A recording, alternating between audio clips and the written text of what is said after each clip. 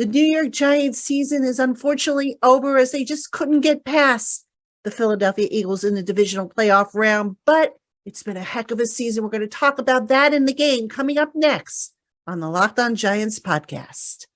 You are Locked On Giants, your daily New York Giants podcast, part of the Locked On Podcast Network, your team every day.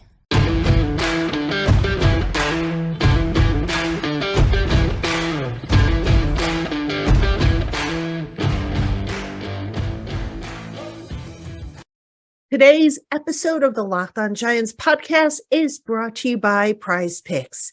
Prize Picks is daily fantasy made easy. Pick 2 to 5 players, and if they score more or less than their Prize Picks projection, you can win up to 10 times your money on your entry. First-time users can receive a 100% instant deposit match up to $100 with the promo code Locked On. That's prizepicks.com, promo code Locked On.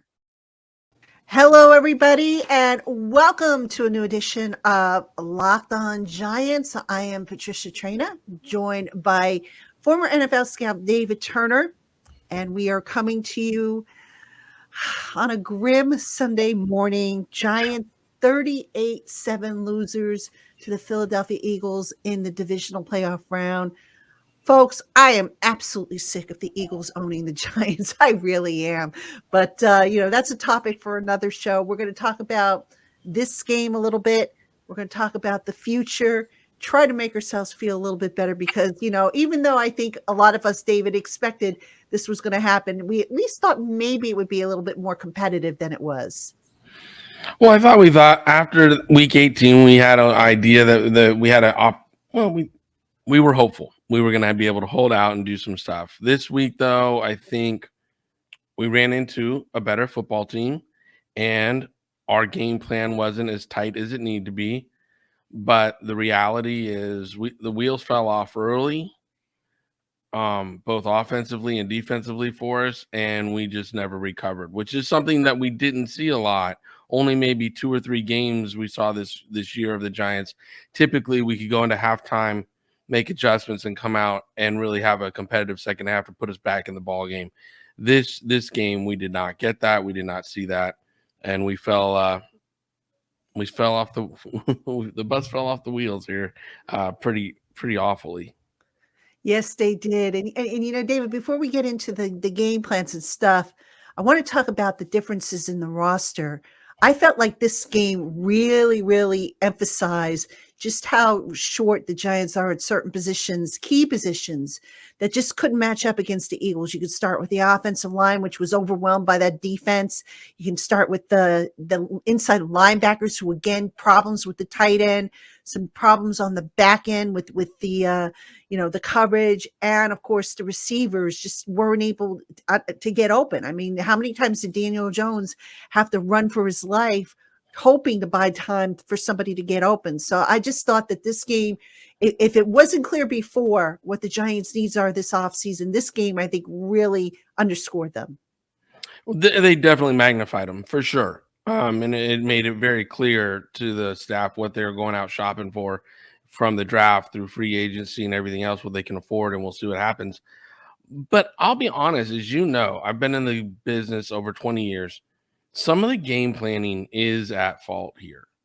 I think, pardon me, but I think like we saw that on offensive line, we were struggling and we still didn't keep 6 in.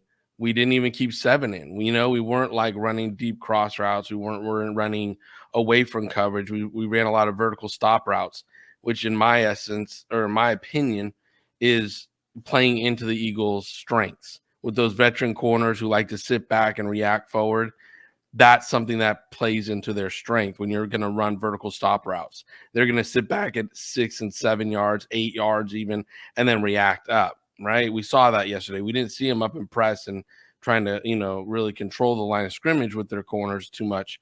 But we did see a lot of the zone and back, and the veteran corners like to sit that. So if you run crossing routes, if you run deep digs and stuff that they actually have to move a lot during the game, those veteran corners typically don't like that. That's not where they want to play. And we didn't see that yesterday out of the game plan. We didn't see a lot of 6 and 7 man protections, for Daniel to help the offensive line out when they were struggling. So for me, again, being in the league as long as I've and in multiple leagues and seeing a lot of good coaching and bad coaching, yesterday's game plan to me, we played right into the Philadelphia Eagles defense. Then we saw we were able to run the ball and we got away from the run and the ball. I mean, I'm sorry, that's our identity and that's who we are as a team right now. And Barkley was a non-factor because as soon as they got up, we just started throwing the ball. We got away from the run. And that's always going to be a losing game plan for the Giants right now with who we have at receiver. I mean, when Richie James is your most targeted receiver in the game, that's a problem. And that's not a solution, and you kept targeting him and going to him. And that was an issue throughout the whole game. I think I texted you late in the game. I'm like, we have no targets to the tight ends. You're like, well, we have one. I was like, you're proving my point. Like we need to hit those tight ends better to keep the coverage tighter inside and then open up those outside lanes and things. As everybody on this podcast have heard me say before, it's a strategy which really does work. And we saw it work against us yesterday because they used Goddard really effectively in the first half, which then opened up, more for Smith and Brown and stuff like that. So, but again, Smith and Brown didn't have to be too effective because they ran for 268 yards or whatever on our defense. And I think we saw that, our middle linebacker position is really something we have to address, something I identified in preseason, and was hoping we would get that Rokon deal done versus him going to Baltimore. But we didn't get it done, and he went to Baltimore. So I think that's something we really got to address in the offseason because there were times when the front was tying up all the linemen, and the Eagles running back Sanders would be in the hole one-on-one, and we just missed a tackle. So you can't have that, and especially in playoff football. Your middle linebacker has to come downhill, fill that gap, and be able to take on that running back and get them down in the hole.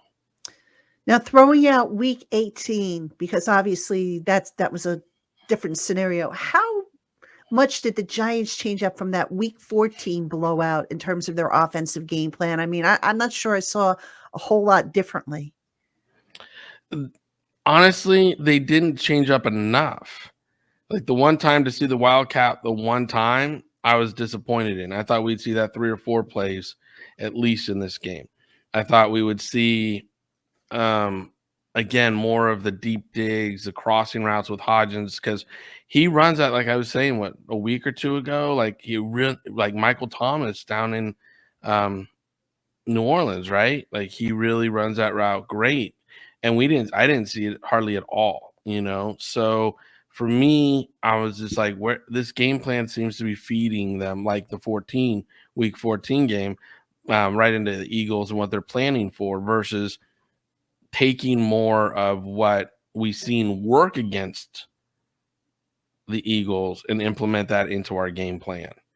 So I don't know. I'm not in the building. I'm not in the meetings. I don't know what the discussions were, but it looked too familiar from week 14 to this week, and that's why we had the same results. And to your point about going back to the rushing game, Barkley 9 carries, 61 yards final. Let me see what he had at halftime. I don't think he had that many at halftime. Let me see. It was what? Barkley had 4 carries, 7 yards. All right. And he finished with 9 carries, 61 yards. Daniel Jones, 6 carries, 24 yards at halftime. He had 3 for 13. That's just not running the ball enough. And, the Eagles are a team that can be run on. Granted, now the Giants, I thought the right side of the offensive line in particular had its share of struggles. I thought the rookie Evan Neal, again, I think he's still nursing that knee injury because he's still bending at the waist at times, and just his technique sometimes is just really sloppy. But, some struggles in particular on that right side of that offensive line. Well, it's a problem when we only had 3 first downs in the first half and none in the second quarter, and then your defense is out there for a great number of time when you have that, right? And the Eagles had, 4, 5, 6 play drives leading to touchdowns. I mean, defense gave up 4 touchdowns in the first half. It was 28-0, I think, at the half. So that's a rough place to sit and, be a part of, but you can battle back from it. But we came back out and, our first drive was a punt. Second was 5 plays and out, and then 2, 1, 2, whatever. I mean, it was ridiculous. So, for me, I'm sorry, play drives were 7, 8, and then 5. So we were getting it going a little bit later, but that's when the Eagles called the dogs off.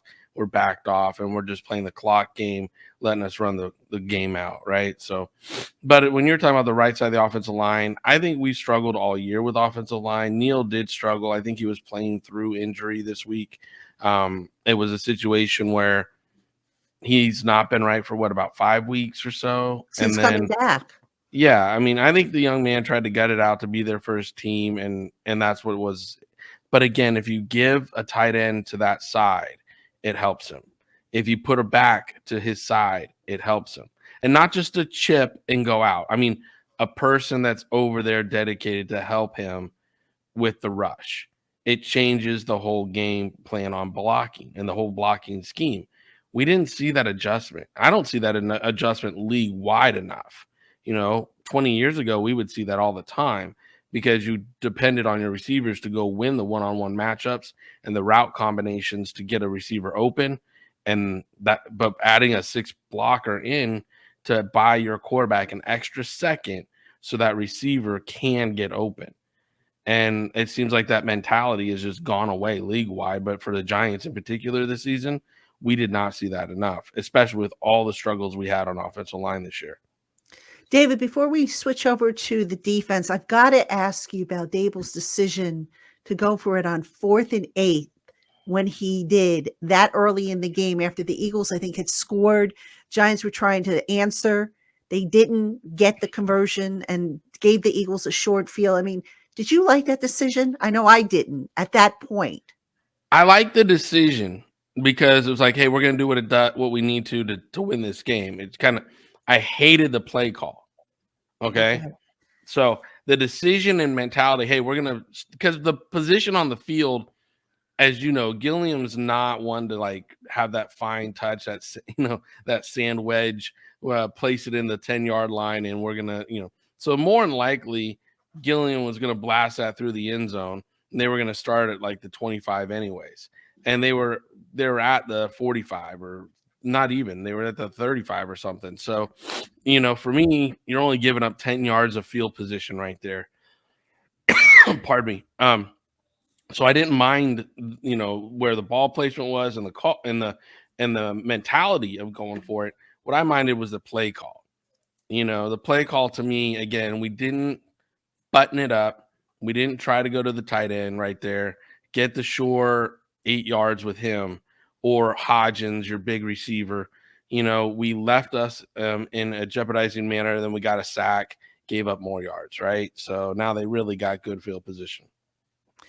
Yeah, just a real head scratcher of a game for sure. So, all right, listen, we're going to take a quick break. When we come back, we'll talk about in more detail the defensive side of the ball, as well as some interesting personnel decisions that were made and weren't made. So don't go anywhere, folks. We'll be right back. Hey, Giant fans, playing daily fantasy based on player projections has never been easier when you visit prizepicks.com.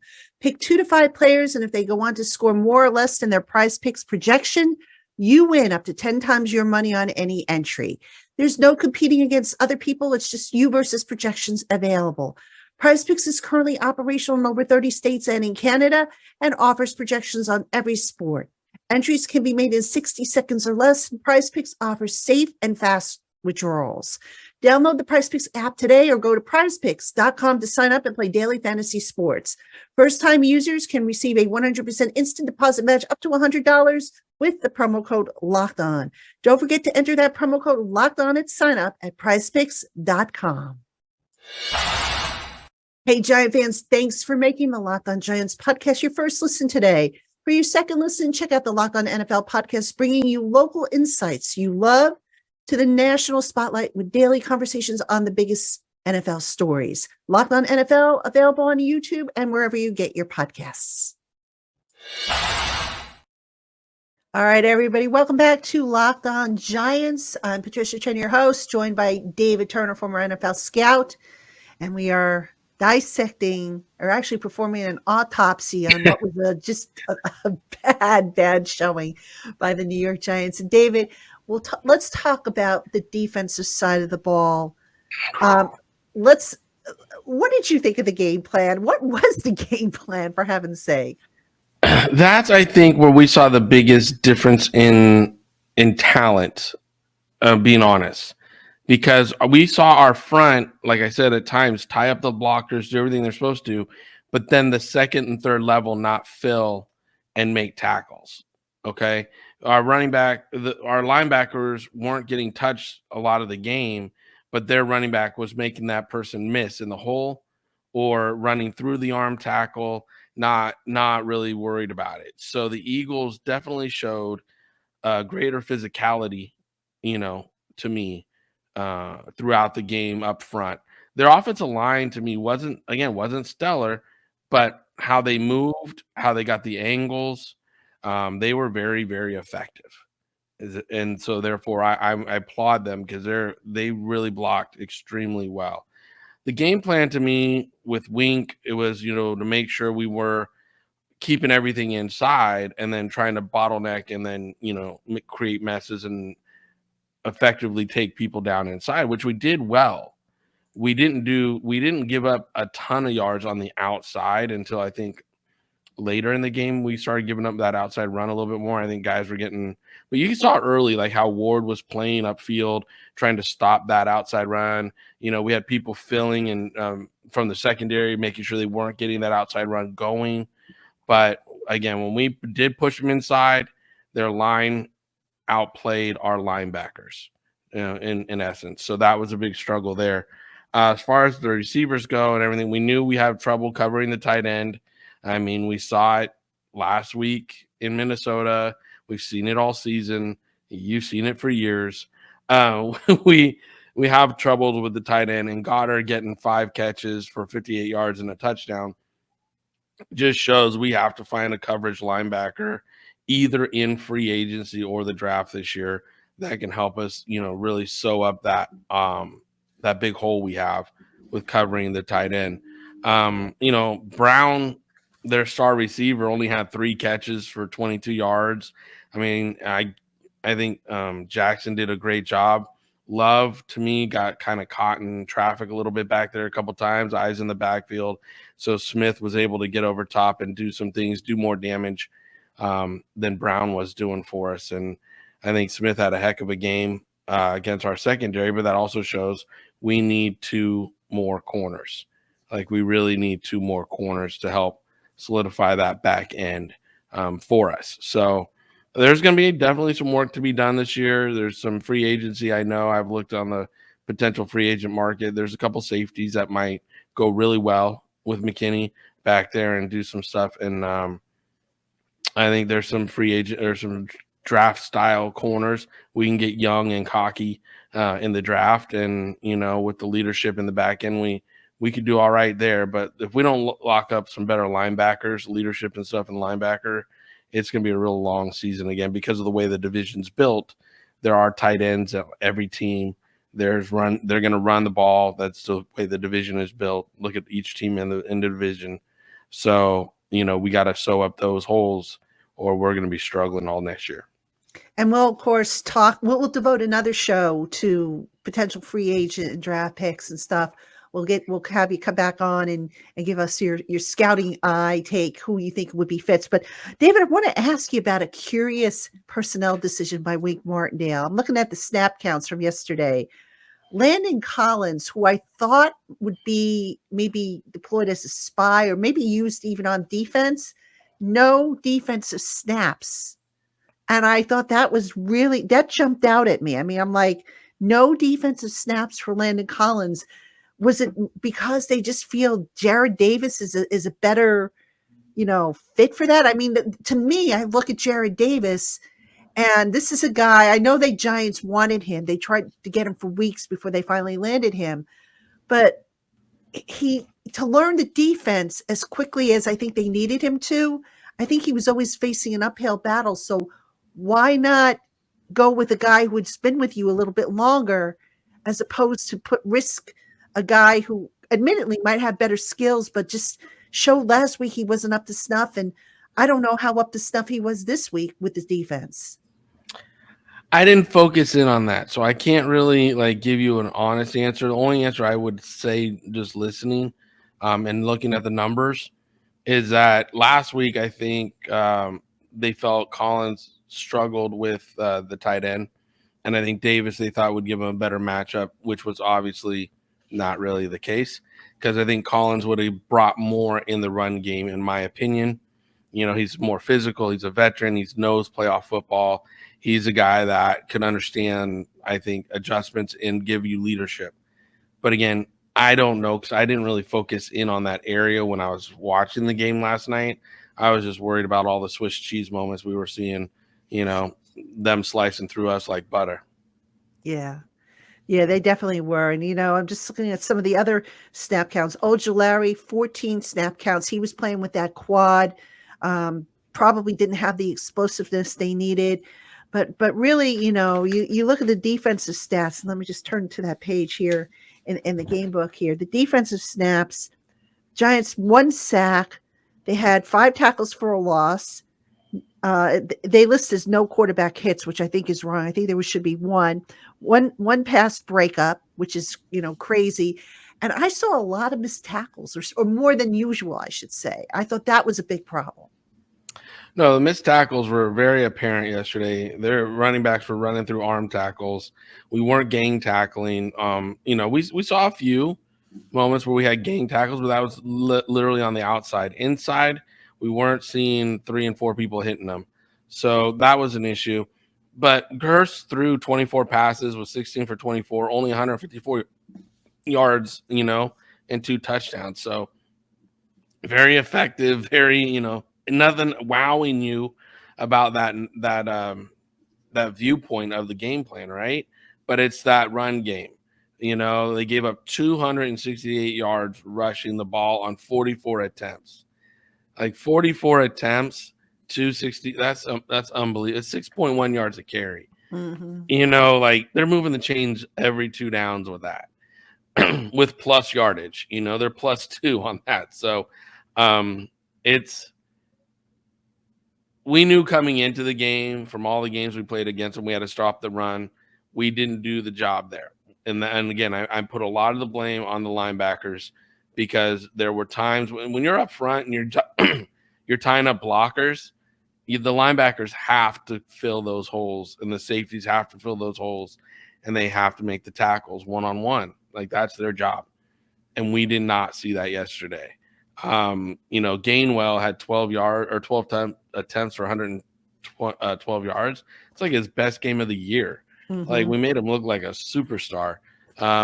So when you look at the game plan, I'll be honest with you, our game plan should have looked like their game plan, because I think we could have attacked their defense the exact same way. Yeah. And it just seemed like they weren't as aggressive. I mean, I don't know how aggressive you can necessarily get against Jalen Hurts, but it just seemed like the game plan was that they took something out of last year's playbook. It was just, I'm not really sure what the thought process was there, and just really, really disappointing. And you mentioned, Gainwell had 112 yards. Miles Sanders had 90 yards on 17 carries, so he was averaging 5.3 yards a pop. Hurts only 9 carries, 34 yards, and giant killer Boston Scott. Gosh, what do they have to do to stop this guy from scoring? 32 yards on 6 carries and a touchdown. That guy's so frustrating. But just, the other thing, David, I think that I don't think a lot of people are going to mention, but you might have touched on it a little bit in the last segment. When the defense was getting gassed, they were giving guys blows. And Dexter Lawrence, every time Dexter Lawrence came out of the game, they had Justin Ellis in there. And wouldn't you know it, the Eagles went right through him. Right. They saw Ellis in there and they ran the ball right at him. I think there was 3 in a row right at him. And the poor guy got absolutely depleted by Kelsey on one of them. So, Again, when you see that, you got to run a slant to the boundary, help your guy out, bring, wrap a linebacker around in case they go to the wide side of the field on you or something. But we didn't see that part of the game plan from Wink. We didn't see him using those run blitzes up front as much as I would have liked, right? But I also understand it a little bit because you have to cover Smith, you have to cover Brown, you have to cover Goddard. So this is a team that's built well. Like, you guys understand the Eagles are built very dangerously on offense. They have running back weapons, they have receiver weapons. The only other team that's built this way really is the Niners right now. They have weapons at every position.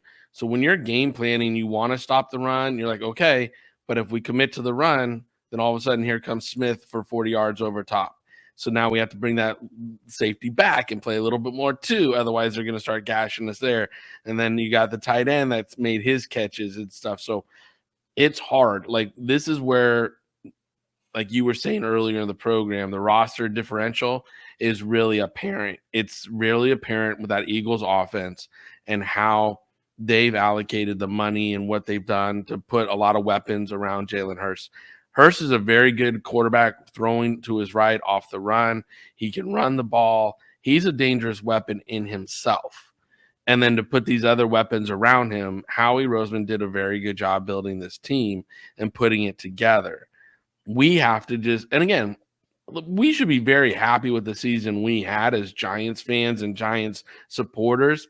In preseason, Patricia and I weren't talking, playoff football. We were talking like having a 9-8 season or something and making progress and, seeing maturity. But here we are. We won the first round of the playoffs, which is a playoff game we haven't won. And we haven't been in the playoffs in 6 years? We haven't won a playoff game in 11 years. So this was a very positive season for Giants and Giants fans. Is it disappointing we were 0-3 against the Eagles? Because, yes, it's the Eagles. Yes. But the Eagles have been building that team for a few years. And they were able to get Brown in a draft trade. They got Bradbury. They traded the New Orleans for Gardner Johnson. They constructed a very strong team over the course of a few years. And particularly this last year, they made all the moves they needed to make sure they're on a championship run this year. Like I said, the only other team really that's built that deep and, in that kind of manner are the Niners right now. I don't even think the Bills and the Eagles, the Bills and the Chiefs are built like these two NFC teams. Bengals, they're built really tough, but their defense not as strong as what we see with these two NFC teams. So when you look at it, the Giants had a very tough road to get any further than this, and they slipped. It's what it is. It's the playoffs. Not everybody's going to be holding the Lombardi trophy at the end of the year. Only one team gets to do that. But I think what I'm taking away from this season is the maturity that we saw in Daniel Jones, his ability to protect the football this year, the decrease in interceptions and turnovers, the more commitment to the run game than we've seen in years past, a healthy Shaq Barkley. I just love seeing him run the way he runs, right? And then we got to get better at a lot of positions through the draft, free agency, but we have good stepping stones. The defense played really well through 90% of this season, really, really well through 90% of the season. And you got to take those and say, you know what, we're hanging our hats on our positives and we're going to fix our negatives and learn our lessons, lick our wounds and move forward. All right, David, coming up, we're going to talk about the future. We started to talk a little bit about it now, but we're going to talk more about the future, just some decisions that have to be made and some directions and whatnot. So we'll be right back after this, folks. The NFL playoffs are here, and we're really excited about our new sports betting partner, FanDuel, the #1 sportsbook in America. If you're new to FanDuel, they have so many great features that make betting on sports fun and easy. FanDuel has all your favorite bets, from the money line to point spreads to player props. Plus, you can even combine your bets for a chance at a bigger payout with a same-game parlay, all on an app that's safe, secure, and super easy to use. New customers, join today to get started with $150 in free bets when you place your first bet of $5. Just sign up at FanDuel.com/lockedon. Make every moment more with FanDuel, the official sportsbook partner of the NFL. All right, everybody, welcome back to Locked On Giants. You've got Patricia Traina and David Turner, former NFL scout. And David, we got to look at the future. You know, you mentioned a lot of work for Joe Schoen, the general manager, to do, which, you know, I agree with. Now, let me ask you this. If you're Schoen, when you have to add to this roster, you know, do you just not worry about the opponents, or do you just say to yourself, okay, the Eagles are strong here, here, and here. The Cowboys are strong here, here, and here. We've got to bring our roster up to speed to match them, since, you know, those are the teams you're playing twice a year. And basically the Giants, I think, only won one game against a division opponent. And if you're going to win the division title, obviously you've got to beat your division opponents. So do you approach the rebuild or the continued rebuild based on that? Or do you just say, you know, look, these are our weaknesses and we're just going to address them, and the heck with what everybody else is doing? No, the way I always have approached and have found success is build to beat the division, build to win your division, and don't worry about the other teams. Worry, you know, and I'm not saying you worry about the three teams in your division, but you build to beat your division. And then as the other games plans come in, the teams come in that you play, that's up to your coaches how to figure that out. But as a general manager, as a person who's building the team, I'm building my coaches a team that will win and compete week in and week out with that division. And when we step on the field, we have a team that will compete to win the division for our coaches. Because, you know, again, that's 6 games of the season that we know we have to win.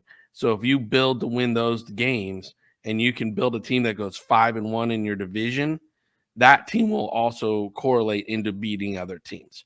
But if your focus isn't building to beat your division, then you're going to struggle no matter who you play.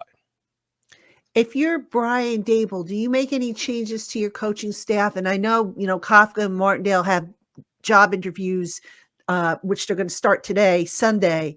I don't know how far those are going to go. I have a feeling that Kafka and Martindale will probably be back. But if you're Daboll, what changes, if any, do you make to your coaching staff?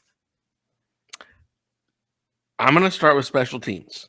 Okay. Because to me, special teams was not good all year. They weren't even good much last year. Last year, we kind of gave them a break because we thought Joe Judge might have been dipping in there. But to me, special teams needs an upgrade, and I would probably start there. The rest of the coaching staff, I would struggle. No, you know what? I wouldn't struggle. I think the rest of the coaching staff needs to mature and make a step forward. I'm not a huge person in firing after 1 year of working with people, because I'm a big proponent, just so everybody understands, I'm a very big proponent of the interview process, giving it time and making sure you vet out everybody who you hire. So therefore, the men and women that you hire aren't sitting on eggshells for the year, and they know that you're committed to them and that you can get through. I'm not a big proponent of changing people in and out, year in and year out, because you struggle in a certain place. I believe you correct it through the character of the individual who's in position right there to make the adjustments and move forward. If you handle the interview process right, I think you can find those people and you can work with them years and years and years. Okay. I don't like people that hire and fire quickly. The only reason I said T-Mac, because I've seen 2 years of the Giants really, or a few years of the Giants special teams not holding their rush lanes, not doing things in which I really I get fanatical about, right? So for me, it goes beyond just a year and saying it's a knee-jerk reaction. I think we just need to switch at special teams coordinator. But besides that, I thought we saw a lot of growth along the way. I think Kafka and Daboll need to look at their protections when it comes to protecting the quarterback and when to call 6-man protection, 7-man protections. I think it's something we need to add the extra offensive lineman right now while we have younger tackles to help them out, you know, once in a while on a key third down, throw in that extra offensive lineman out there or something just to help them out, right? Just give them a little assistance. But that's a self-reflection on what the play calling is. I saw a lot of good stuff out of this coaching staff this year. I saw energy. I saw great adjustments at halftime for a lot of the games. There were games early in the year we were down, and then boom, second half they made the adjustments that came out. I mean, in-game coaching is so hard. Like, people don't understand. Like, the plays happen so fast. They build on top of each other, and you got to go make the adjustments for the second half. In-game coaching is a rare trait to find, and I think a lot of our coaches have it. So the only, I think, coaching adjustment that if we're making it would be special teams coordinator. If we're not making it, and like say the Broncos hire Wink or something, right? Then that honestly we have to just look at our own staff of promoting up to keep consistency. Because I think when you invite too much self-imposed turnover, you're going to wind up causing headaches for the players that they don't really need. Yeah. I was trying to find the right words because you know me, my head goes to adult language. Yeah, I know exactly. So, I would be surprised if Kafka goes this year. I think, I'd be surprised if he does.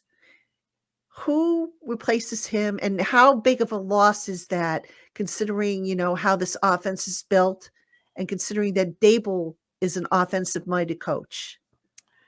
If Kafka were to get plucked, I would encourage Dable to take the play calling over and, maybe keep consistent with his coaching staff, while maybe use the quarterback coach as a / offensive coordinator to help him week in and week out, put the game plans together and do some of the, kind of the administrative stuff. Yeah, so Dable can do the head coaching stuff, right? But on game day, Dable to take the play calling over. I think it's rare to have a Kafka and Dable situation where he trusts Kafka right away to play call. I think Dable is an excellent play caller, and I would have liked to seen his hand a little bit more in on the play calling during the game, in my opinion, because I think that's a trait that's really appealing to have him as a head coach, is his play call ability.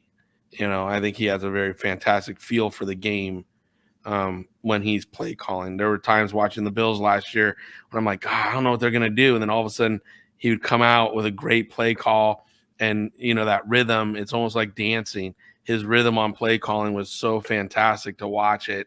And I was like, wow, Brian, that was a great drive. Like, you just saw it, and this year we saw a few of those, but I think Brian calling the plays is something I would love to see.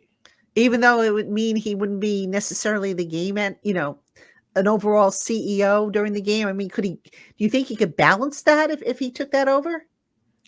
In my opinion, I think when you have a guy like Wink as your defensive coordinator, you don't need to have all the reins, because Wink, he's a potential head coach in the league. He's an individual who can manage his side of the ball very well. I think there's key opportunities when it comes to timeouts and knowing players' injuries and things like that. You have to keep your eye on the field. But how many times have we seen Belichick on the bench coaching the defense and talking to the defense while the offense is on the field, and he doesn't even know what's going on? It just happens. You got to pull yourself away at times to, correct things on the bench anyways. So you have to trust your counterparts, your defensive coordinators, and your special teams coordinators to be able to do their job and manage their aspects of the game as well. But yeah, I mean, going into the last 2 minutes of any half, he has to stay focused on what's going on the field. If there's key situations for injuries and timeouts, he's got to know what's going on. But I've seen many coaches do it, and I believe Brian's a coach who's been around coaches that do it, like Saban. When he was down at Alabama, Saban coaches the DBs. He still coaches them every day. It's something he's very passionate about. He was up in New England with Belichick, watching Belichick do it. So I think it's something that he can do if he chooses to do it. it's entirely up to how he wants to run his organization. Right. Let's talk about some of the big player decisions, and we'll get into it more in future shows, but the two biggest ones, obviously, the quarterback and the running back. Now, after the game, Barkley told reporters that he has made it clear that he would love to remain a Giant. Daniel was a little less forthcoming. He basically is like, we'll cross that bridge when we get to it. What do the Giants do here? And how hard is it going to be, you think, to bring back both of those guys if that is what the Giants want to do?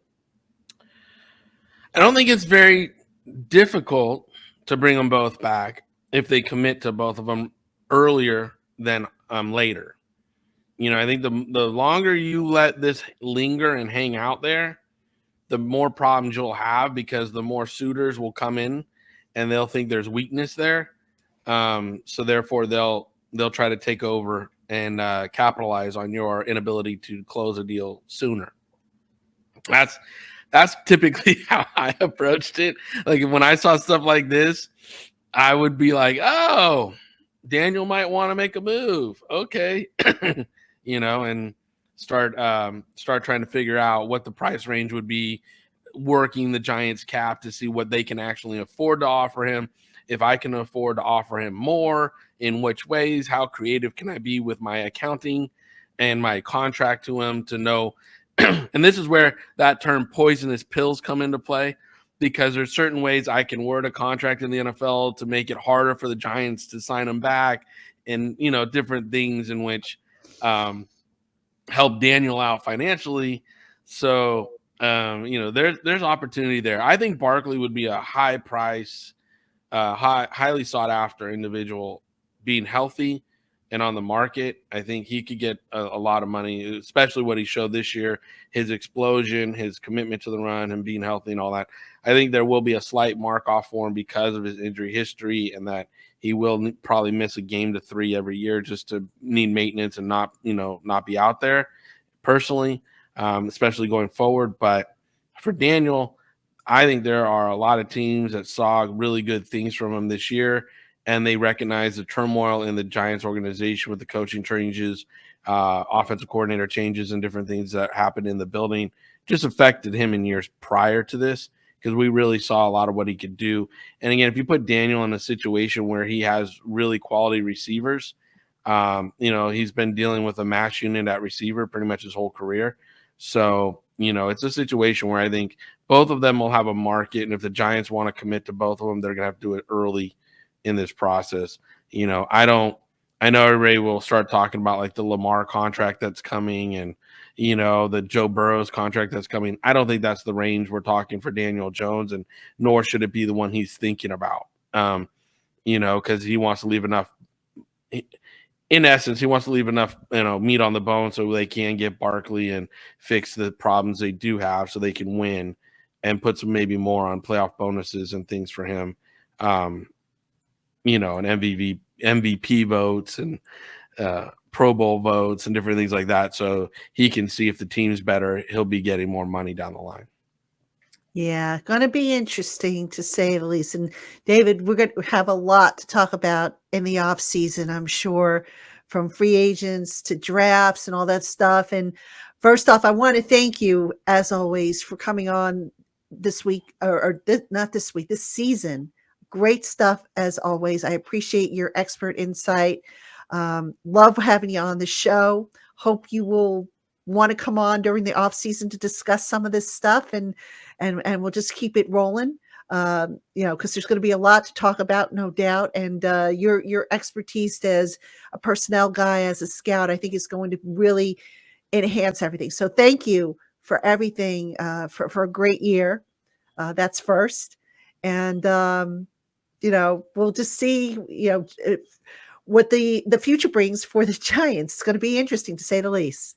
Absolutely. And thank you for having me again. Like, I love watching Giant football anyways. You know that. I love watching football in general, but Giants, it's near and dear to my heart. It's a place where I learned really how to scout, and where I really learned the game. And, I always wish Big Blue the best. So by able to come on and talk about Big Blue week in and week out with somebody as knowledgeable as you, who's as passionate about the Giants as I am, and how losses still hurt. It's like, I really enjoy the heck out of you and doing this show with you. And, I'm very thankful to your fans and, your listeners who support me and my other venues and ventures, because, it's just awesome to see the support that Giants fans give to everybody.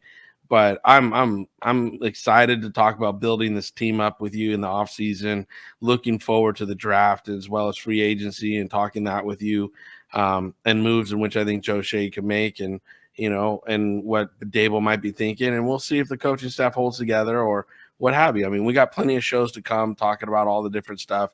But thank you for having me on. Thank you for giving me the voice with Giants fans and staying in their ear a little bit. So I appreciate you.